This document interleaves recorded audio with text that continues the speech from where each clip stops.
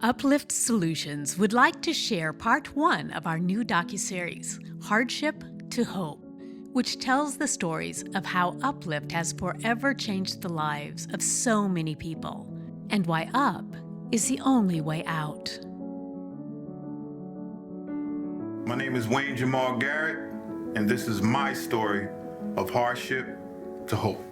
I actually come from with the uptown area, Germantown area of Haines Street, all the way up to the age of 11. We went on to live in Southwest Philadelphia, and that's when my life changed significantly because it was a culture shock, because the environment that we had moved into was more hostile. Moving to Southwest Philly, I was on 49th Street, so 3 blocks away from 52nd Street. I remember clearly being jumped on 49th in Baltimore by some local kids. And it was at this point in my life where me adapting to this environment, I learned that I had to be just as violent as others in order to survive. Drug use and violence was the norm there. So I had to adapt to this environment that wasn't fit for me. I started going to a school called Anna Howard Shaw. Anna Howard Shaw was rated the worst school in Philadelphia. So with that being said, another culture shock. I came from a close-knit family. Now I'm going out to a society that holds school where people are using pancake and syrups, which would be codeine, cough syrup, Xanaxes, and Percocets. And this is the tender age of 12, mind you. And I specifically remember sitting in the classroom and I heard something drop on the ground. Remember, I'm 12 years old, drop on the ground. The guy dropped a handgun. And everybody looked down like, oh man, this guy got a handgun. And the teacher looked down and then looked away, like gave it a blind eye. So it was a balance between home life and going to school. So my mom is involved with an individual that I don't get along with. She's working. So I don't want to come home until she's home because I don't want to have to deal with him. Then going to school, I don't want to have to deal with that culture shock and that different environment. So I was stuck in between two worlds. Now outside looking in, I just looked like a troubled child that just couldn't get right. But no one ever stopped to know that I was in a school that I shouldn't have been into, and I was dealing with family issues at home.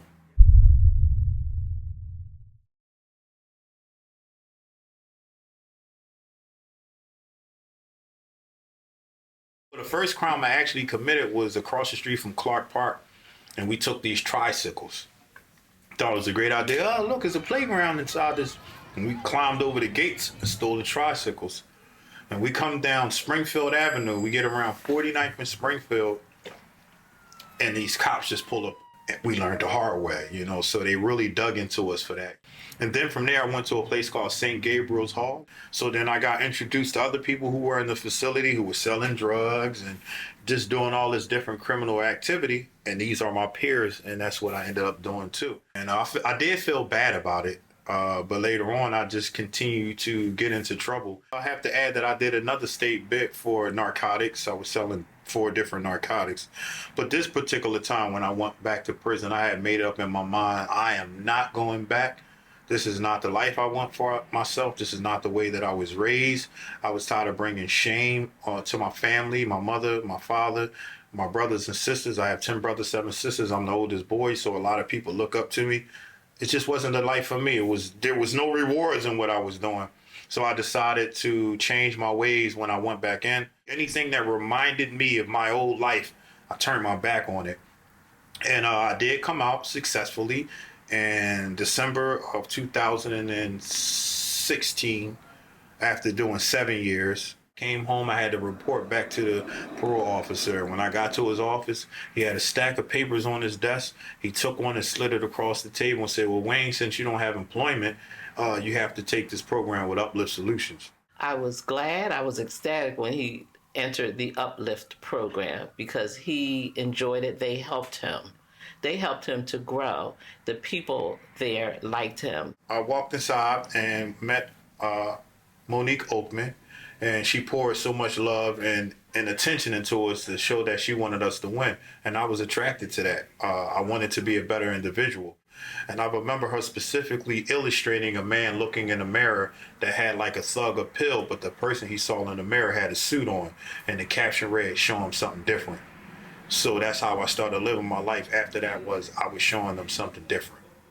From that day on, and she'll tell you, I start showing up to Uplift as a participant dressed like I was a manager because I wanted to show the world something different. I played this clip in my class of a man in a hoodie looking into a mirror, seeing himself with a suit and tie on. I wanted my students to learn not to see themselves as a version of your past, but see yourself as who you could be in the future. Wayne would come to class when he was still in the program. He would always come dressed up, and he would say that, I'm dressing for my future job. And again, I give that credit to Monique. I wanted to do what Monique was doing. Those nice outfits that Wayne would wear to class, he wears them, and now he's teaching the class. I wanted to take my experience, my love, my experience and strength and hope, and I wanted to outpour it to other people. So once I saw they had an opening for a community engagement and reentry coordinator, I kept knocking on the door until they opened it up. When they let me in, here I am. Wayne came on board as a community engagement specialist, but also as the president of the UAA, which is the Uplift Alumni Association. When Wayne decided to go back to work for Uplift, I thought that was amazing because it gave him the opportunity, because now part of his job, he actually goes back into the prisons and he talks to people, he talks to the inmates, and he gives people hope.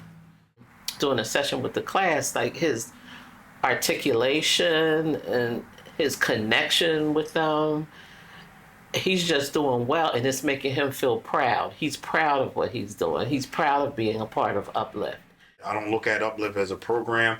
I look at it as an opportunity, right? And as the logo said, is an arrow pointing up out of the box. That's how I feel at Uplift. I don't feel boxed in, but I feel like someone who's broken out of a box and seeing all these great things that you can just do in life only if you believe in yourself. I would always say, and they know it, that Uplift saved my life. Uplift is the best thing that has ever happened to me. He just became, I'm just amazed at the man that he is becoming, and I'm getting ready to tear up. You can't find a fighter, but I see it in you, so we gon' walk it out.